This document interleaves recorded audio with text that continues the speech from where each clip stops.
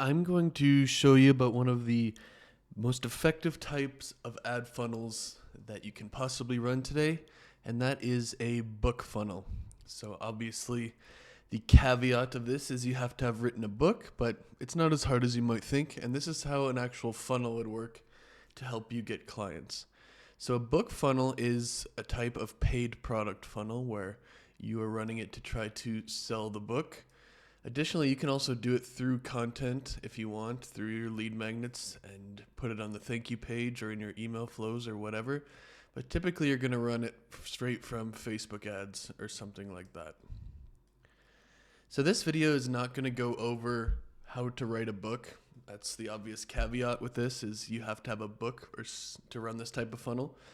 But it is very worth it to write one, no matter how long you think it might take, because there's no greater authority builder than someone reading your book. There's no single thing you can do to show your expertise and get someone to trust you quite like having them read a book you wrote. And you can write a very good 30,000-ish word fluff-free book by writing 500 words per day for 2 months and then self-publish it. A lot of people overcomplicate it, where if you did that for 2 months and 500 words per day, which probably take about half an hour, you would have a book.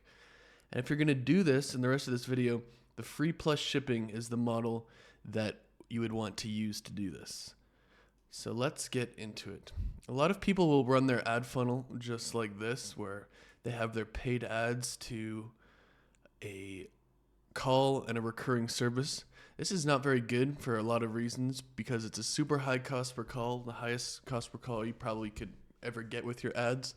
They didn't go through your funnel, so they've never seen your content or your lead magnets or joined your group or read your newsletter or seen your webinar or seen your content or anything like that. So there's just a very little.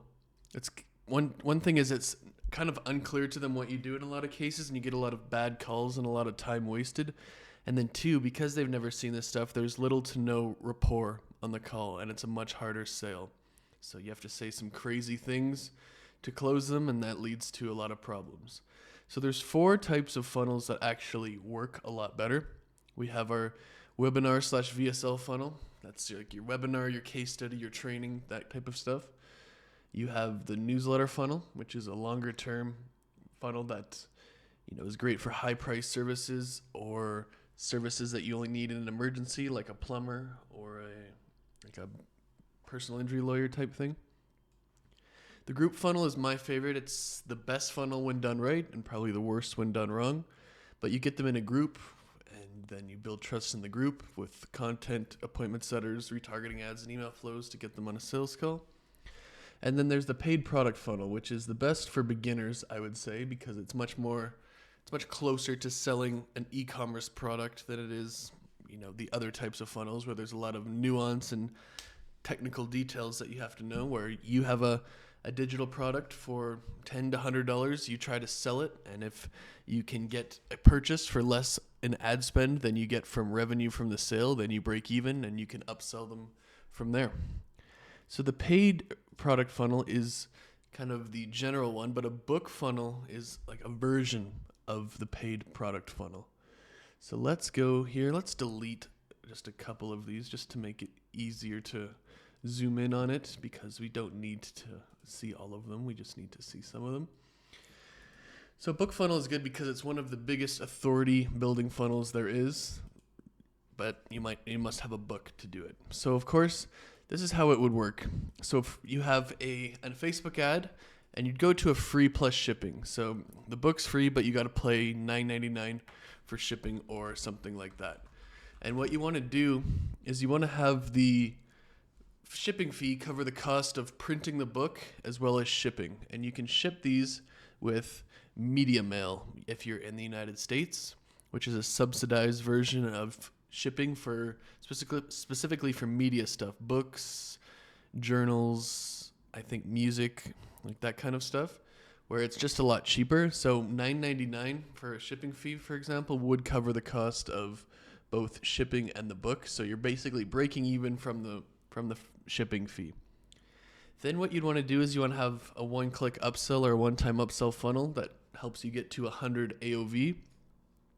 because although the shipping fee is going to cover the cost of shipping and the book, printing the book, you still have to think about your ad spend. So the purpose of the upsell funnel is to just sell some stuff to try to get break even on our ad spend. And the best way to go about that is after they buy, and whether they take the upsell or not, we want to get them in a group as fast as possible. So we have our thank you page promoting the group, our email flows promoting the group. Inside the book, we probably have a webinar link and lead magnet links that all go to the same thank you page that also promotes the group. And what I mean here is you might put, after each chapter in the book, you might put a link saying download my free XYZ. And that's a great way to get people to go to your landing page from your actual book and join your email list that way. So I've done all of the different parts here, and I'm going to go over each of them because each is very important. So you could think of this as the thing about the paid product funnels. Let's delete the lead magnet version, because a lot of the times you're just going to run ads to a landing page that tries to sell your book. And the problem with this, or the thing you need to know about this if you're trying to get clients, is that in our funnel, the lead magnets, basically their purpose is to overcome objections and educate and prove that we know what we're talking about. But if we're going right to a product/book, they're obviously not going through the lead magnets. So this is somewhat of a problem. Your book will kind of take the place of it, but it's not guaranteed they're going to read your entire book, where there's a much more likely chance they read your lead magnets. So what you want to do is, this is very important, because let's say we're a YouTube editing agency or something like that. There's a lot of problems that have to be addressed before someone makes a YouTube channel. They have to know how to set up their camera and lights and make titles and make thumbnails and do SEO and read the analytics and make scripts and all of that kind of stuff. So our lead magnets are basically meant to solve these problems. We have a lead magnet that solves every problem, and it just becomes very natural for someone to hire us. But because we're not going through the lead magnets, we might have, our book might solve one problem, but the other problems still exist. And that is why we need to make sure that we address these things as well, or else we're going to sell a lot of books, but we're not going to get any clients out of it. So the best way is to either package up your lead magnets as bonuses for buying the book, and that will make your conversion rate higher, as well as solve this problem. So that's typically what I will do when I'm running a funnel like this, because like I just said, higher conversion rate, you are getting the same effect that you would have if you're doing the lead magnets, just repackaged and repurposed in a different way. And that is what is important, because it doesn't matter how many books we sell, if we don't overcome all of the objections via our lead magnets or the equivalent, then there's no way to push them down the funnel. So this is basically how it would go in this case. Paid ads to product. You could kind of think of the lead magnets going back up here as like a bonus. Lead magnets and all that stuff go to the thank you page and in the email flows, and the thank you page and email flows tries to get them in our group or community. That's basically the funnel. And then we use our community to sort out who's qualified and who's not qualified. If they're unqualified, we just try to sell them more products, or we refer them away, or we have a course or a program or something of that nature. If they are qualified, we'll probably try to sell them our intro offer, and then if we do a good job on that, our recurring service. So that's basically what we're going for here. So I've broken it down: the ads, the landing page, the upsells, the email flow, the group, the links inside the book, the lead magnets, and the goals and activation points. So let's get right into the ads part. And I also want to open up another Miro board on my other screen to show you what the math looks like in this kind of stuff.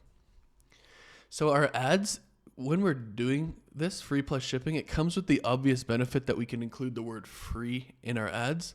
And that is going to increase our click-through rate, lower our cost per click, and just get a lot more clicks than if we didn't have the word free.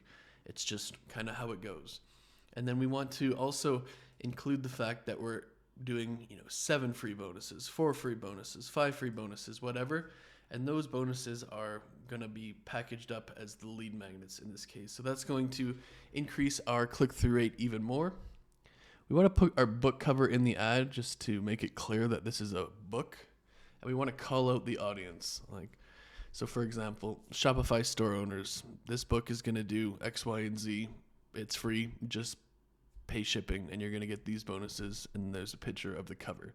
We don't want to make it unnecessarily complicated because making it unnecessarily complicated is going to ruin the ads quite a bit.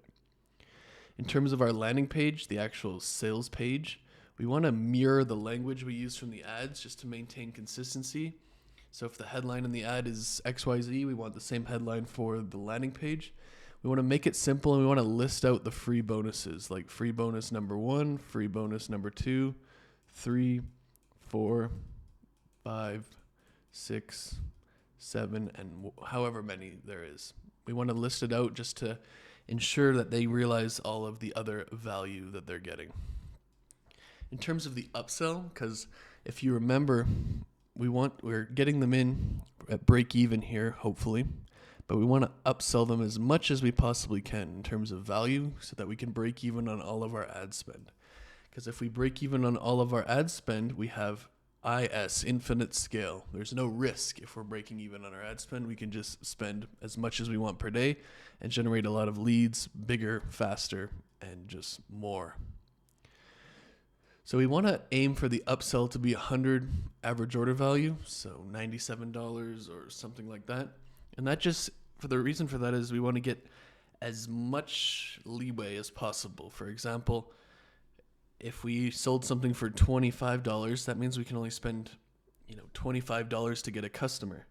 If our cost is $50 to get a customer this way to get one conversion, then we're losing $25. But if we get it to 100 AOV or something like that, it's going to allow us to really have as much wiggle room as we possibly can. And the best type of upsells here are going to be templates, assets, frameworks. And what I like to do is, even though the group in this case is free, you want to do annual access to the group and just assign like this group is $497 for the year. You're going to get it included for free. And that just, the better we can make the offer, the more sales and higher average order value we're going to get. It's not unlike making any offer.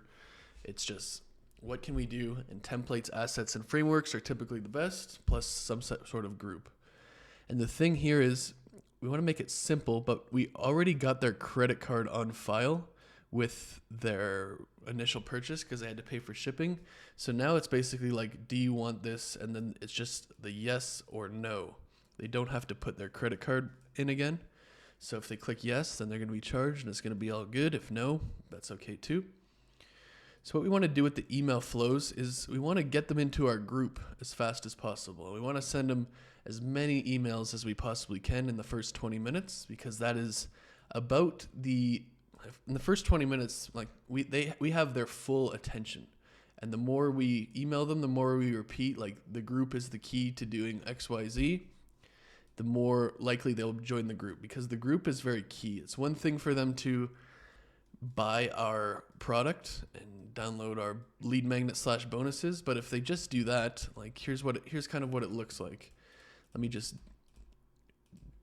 delete some of this stuff. If they just buy our stuff, our paid product, like it just ends here. So remember, the group is what you use to determine whether people are qualified or unqualified. People can buy your $9.99 shipping fee for your free book, but if you doesn't necessarily mean they're qualified or interested to buy your $7,000 service or whatever you sell. And that's why we need this stuff. A lot of people go wrong where they think, they just think lead magnets and paid product is what you need to do to make sales with ads. Whereas just think of it. We need to get down to here somehow. And right now there's a big distance between, where we are in our funnel, which is they've downloaded our lead magnets, added to the thank you page and email flows. There's a big distance. There's a big gap that has to be filled. And the best way to fill it, in my opinion, is via the group or the community. I like the group and the community because it's very easy to promote all of the other things and other lead magnet conversion mechanisms inside the community. For example, in our community, we have their name and phone number and stuff. Our appointment setter can reach out to them. We can promote our own content in the community and get more eyeballs on it. They're going to have, if they have their email, we're going to be added to our newsletter by default. We can host live workshops in our community. We can promote our webinar in our community. So it's very easy for a community to promote all of the other different types of conversion mechanisms we have, whether if we're using a webinar, for example, it's hard to promote a live workshop, a community, and content in a webinar like that. Versus it's very easy to do so from a group, and that's just why I prefer a group if I have a choice. See, because once they're in the group, they can go all through other directions, and then you have even more ways and even more paths for them to follow to determine if they are qualified or not. So that's why the group is so key. Because if you don't have the group, even though at the risk of sounding like a broken record here, if you don't have the group at all, and you're just running to the paid product, for example, the book, that would be pretty much where it ends. It would just be a matter of, okay, we sold the paid product, which is the book, and it just ends there. So that's just why we need the group. And it's kind of a long-winded explanation, probably could have been more slick and efficient, but it's very important to understand with success from ads that you need these stuff. If you don't have one or more of these things, like your ads aren't going to work. The actual ad and the opt-in page and the lead magnet is just the start. It's not the end like it is when you're running e-commerce and they either buy or don't buy. Very, very important. So the email flows, basically, they're here doing whatever possible or whatever is necessary to get them in the group. That's their only function in this case. So paid ads and content, your opt-in / they buy the product.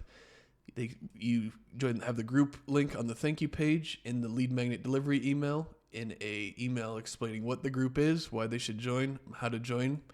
Maybe if you have an SMS, you send them a group link in there again. It should be inside the lead magnet / bonuses, and so on and so forth. And you should reference the group in the ad and on the original sales page. We need to have a little bit of, keep repeating that they need to join the group and the group is key, over and over again, like 6+ times within the first 20 minutes after they buy from you. And you should plan for extra in case they don't open it. What if they don't open this email? What if they don't read it in the ad copy? What if they don't click on the thank you page? And they're not going to unsubscribe if you do this properly, if you add value to it, if you don't just make it begging to join the group type thing. So for the group, like I said before, we want to use it as kind of a command center because it's very easy once they're in the group to promote them and send them to a variety of different places. You can promote your other conversion mechanisms such as a webinar. You can promote your first, low ticket introductory offer in the group. That's, less risk for them, cheaper. They can test out your services and you can upsell them later. Your appointment setter can run rampant in the group, messaging everybody, trying to book sales calls. And you should post and schedule daily content that's exclusive to the group. And exclusive is the key word there, because if you just repost stuff that you're posting on YouTube or in your emails or Twitter, or LinkedIn, or Instagram or something, there's no reason for them to open the group every day to see the content because they can just get it elsewhere. It's kind of insulting almost that you are posting something that they can just get anywhere else. So it should be exclusive, and you should be posting every single day. You can schedule it ahead of time if you need to. So there's a few more things. There's just 3 parts left, and the thing we want to do is inside the book, because we can't forget that this whole thing is centered around a book. At the end of each chapter, we can put a link to a lead magnet or something like that, where get X, Y, and Z at link after end of each chapter, and that's a very popular way for authors or book writers to build their email list. So we use this email list, and we want to add the group link at the end of every chapter. You could do lead magnets, you could do paid products, you could do the group link, but I would always say that the group link is going to be the most important because for obvious reasons, we need to get them into the group, right? So the thing is, if you do the group link or you do any link for that example, you got to make sure you don't change that link because the book is printed, it's physical, you can't change it. And if it's going to the wrong link, not going to be good, is it? So inside the lead magnets / bonuses, because remember the bonuses are just lead magnets, I guess, framed as bonuses. So we want to have links to the lead magnets from inside the book. We want to have email flows and we want to have links inside the group because this is kind of like in reverse. Because let's just say they're in our paid product.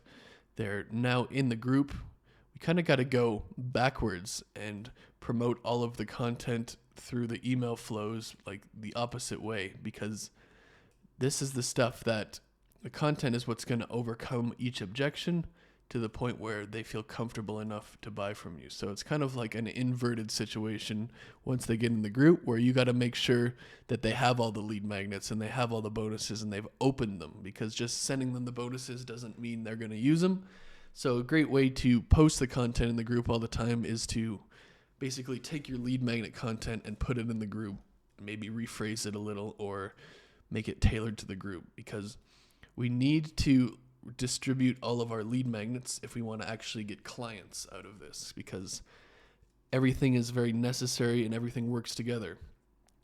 If we don't, we can get a lot of paid products, we could sell a lot of books, and we can get a lot of group members and email subscribers, I guess. But if we're not overcoming all of the objections, which is the purpose of the lead magnet in a situation like this, we kind of have something that's more like this, where they might have seen one lead magnet, but the rest of the objections still exist. And if they still exist, they're not buying, they're wondering who can help them with the rest. So that's kind of in one picture what I'm trying to say here.